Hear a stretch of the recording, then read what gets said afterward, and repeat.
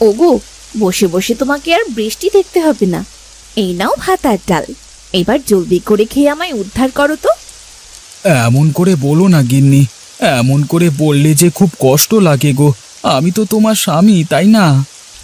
এমন করে বলবো না তো কেমন করে বলবো শুনি? আজ একটা বছর ধরে টানা বৃষ্টি হচ্ছে। এই বৃষ্টির জন্য ঠিক মতো না পারছি ভালো মন্দ খেতে, আর না পারছি কোথাও যেতে। এভাবে কি মানুষ বেঁচে থাকে বলো? এটাকে কি বেঁচে থাকা বলে? কি করবে গিন্নি, সবই তো প্রকৃতির খেলা।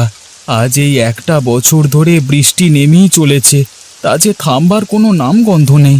এদিকে এক একটা বছর বৃষ্টিতে যে চারিদিকে একবারে পানি জমে গেছে, এটা কি আর আমাদের হাতে আছে? সবই তো বিধাতার উপর। সব বিধাতার ওপর ছেড়ে দিলে আমাদের পেট চলবে কি করে শুনি? বিধাতার কাজ বিধাতা করবে, আর আমাদের কাজ আমাদেরকেই তো করতে হবে। তুমি জলদি করে ভালো একটা কাজ খুঁজে বের করো, নয়তো এসব ডাল ভাত আমি আর খেতে পারবো না। এসব খাওয়ার চেয়ে বরং তুমি আমাকে বাপের বাড়িতে রেখে এসো। আরে কিসের মধ্যে কিসের কথা বলছো গিন্নি? তুমি আবার বাপের বাড়ি কেন যাবে শুনি? আর এই বৃষ্টির সময় তো তুমি তোমার বাপের বাড়িতে কোনোভাবেই যেতে পারবে না। দেখি আর কয়েকটা বছর, এর ভেতরে যদি বৃষ্টি না থামে, তাহলে তোমাকে নিয়ে আমি অন্য একটা উপায় খুঁজে দেখব। এই কথা দিলাম তোমাকে।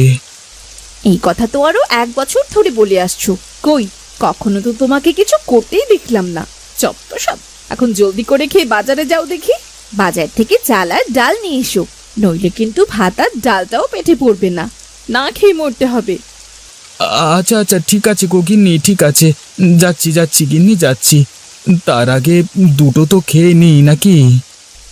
আচ্ছা ঠিক আছে, তুমি তাহলে খাওয়া শুরু করো, আমি ততক্ষণে বাজারের ব্যাগটা নিয়ে আসছি।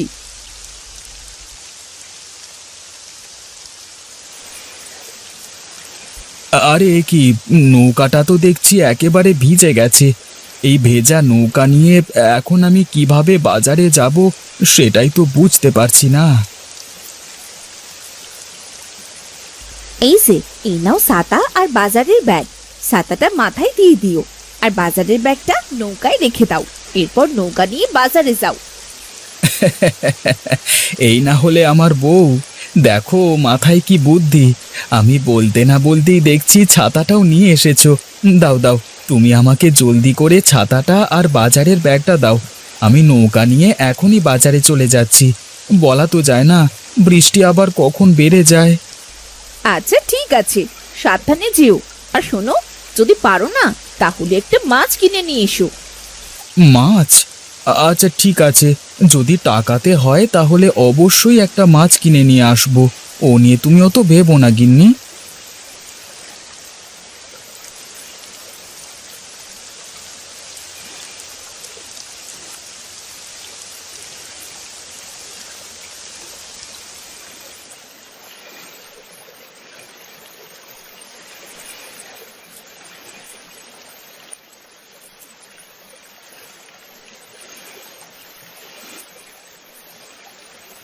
আরে ও গোপাল ভাই, দোকানে আছো দেখছি।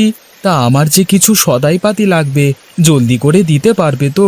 ওদিকে আবার কখন বৃষ্টি নেমে যায় সে কথা তো আর বলা যায় না। তাই তো বৃষ্টির আগেই চাচ্ছি সদাইপাতি নিয়ে বাড়ি চলে যেতে।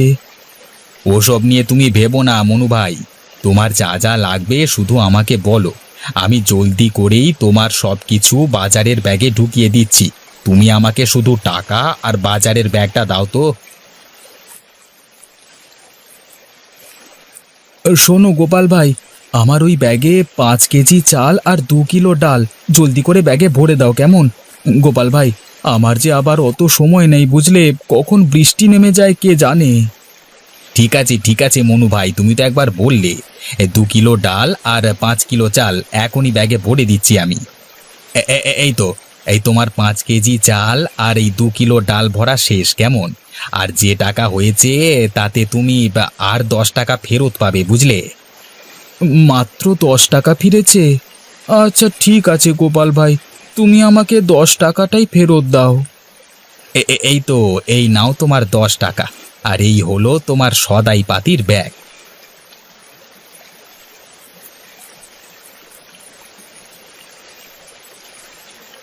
গিন্নি তো বলল সদাই করে টাকা ফিরলে মাছ কিনতে।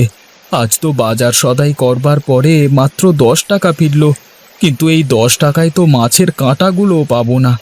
না, এই 10 টাকা দিয়ে আর কিছু না করে বরং 1 কাপ চা খেয়ে বাড়ি চলে যাই। ওই তো পাশেই মতি ভাইয়ের একটা চায়ের দোকান দেখতে পাচ্ছি, যাই 1 কাপ চা খেয়ে আসি।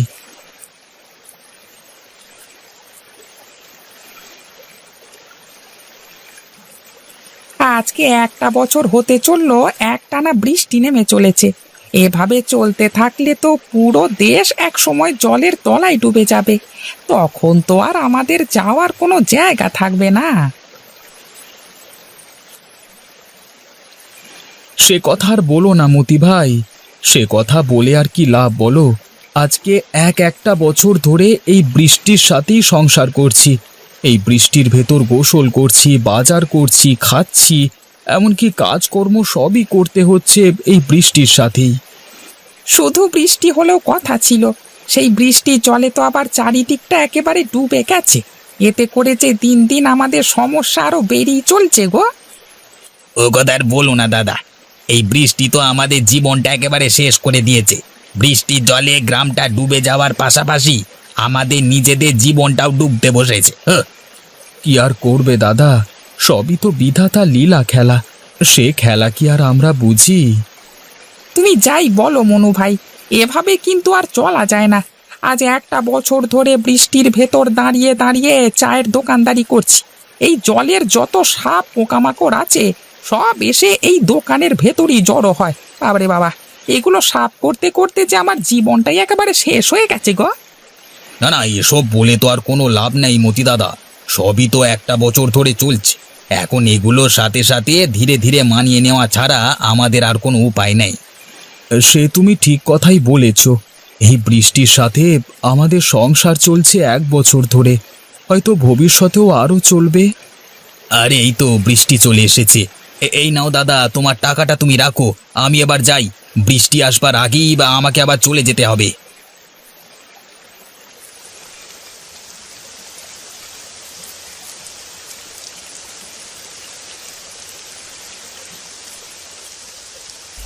এ কি মা, তুমি তো একেবারেই ভিজে গেছো।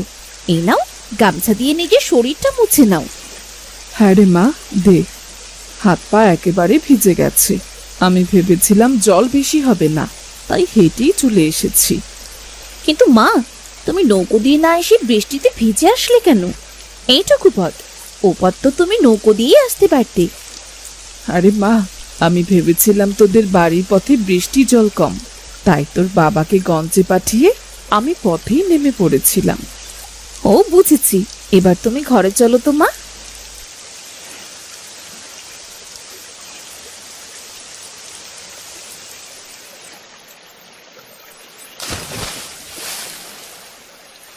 আরে এ তো মেঘনা চাইতি বৃষ্টি। আমি কি দেখছি, একটা বড় মাছ কিনা লাফ দিয়ে আমার নৌকাতে উঠে পড়েছে। তা বেশ ভালোই হয়েছে। ওইদিকে গিন্নিও একটা মাছ নিয়ে যাওয়ার জন্য বলেছিল, এবার এই মাছটাকে গিন্নির জন্য নিয়ে যাই। বৃষ্টি শুধু আমাদের জন্য দুঃখই বয়ে আনিনি, সাথে সাথে কিছুটা সুখও বয়ে এনেছে। সেটা এখন কিছুটা হলেও বুঝতে পারছি।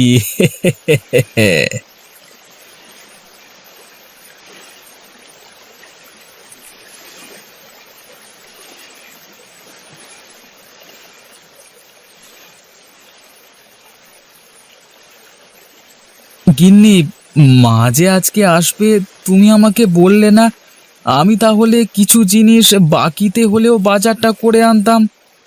আরে মা যে আজ আসবে সেটা তো আমিও জানতাম না। আরে এ কি, তোমার হাতে এত বড় একটা মাছ? এত বড় মাছের তো অনেক দাম, তুমি এত বড় মাছ কিনলে কি করে গো? সে এক মজার কাহিনী গিন্নি। আসবার সময় আমি শুধু চাল আর ডাল কিনেই বাড়ি ফিরছিলাম, ঠিক তখনই মাছটা পানি থেকে লাফ দিয়ে আমার নৌকায় উঠে পড়ল, আর আমিও বিধাতাকে ধন্যবাদ দিয়ে মাছটা নিয়ে আসলাম। সে তুমি ভালোই করেছো, নইলে মায়ের কপালে শুধু আজ ডাল আর ভাতই জুটতো। এবার দাও তো দেখি, আমি মাছটা ভালো করে রান্না করে ফেলি। এই নাও গিন্নি।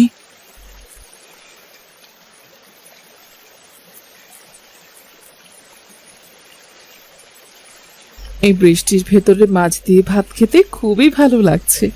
কখনো ভাবিনি আজ তোদের বাড়িতে এসে হঠাৎ করে মাছ দিয়ে ভাত খাবো, তাও আবার এত বড় মাছ। সেটা তো কল্পনায়ও ছিল না। সেটা তো আমাদেরও কল্পনায় ছিল না মা, সবই বিধাতার ইচ্ছে বুঝলে, নইলে বৃষ্টির দিনে এরকম করে বাঁচা যায় নাকি। তুমি যাই বলো গিন্নি, বৃষ্টি যে আমাদের শুধু ক্ষতিই করেছে তা নয়, সেই সাথে বৃষ্টি আমাদের কিছুটা হলেও উপকারও করেছে গিন্নি।